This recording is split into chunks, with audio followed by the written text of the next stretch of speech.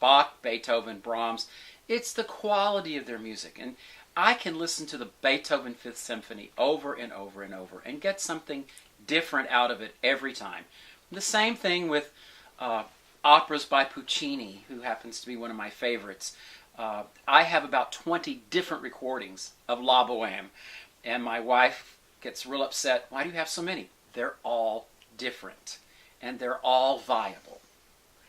Who are some of your favorite composers? Oh, very easy. My favorite composers, without a doubt, is Giacomo Puccini. I also like the truly classical composers, the Mozart, Beethoven.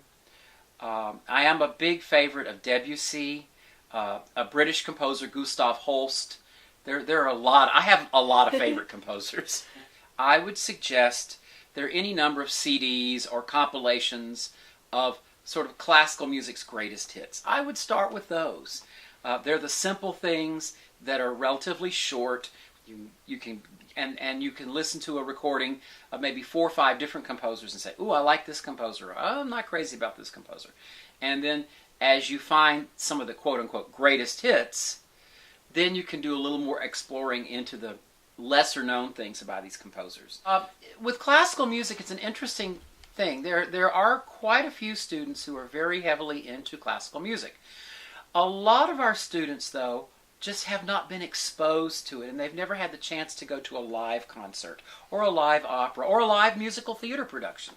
And once they attend something live and they experience the music for themselves, they're very receptive to it and quite often want to further their knowledge of classical music today. And I really believe it's the quality of the pieces.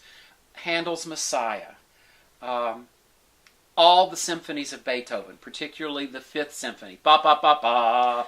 If I do that, just those 4 notes, ba ba ba ba, I would say that 90% of our population in the United States would know that that's Beethoven.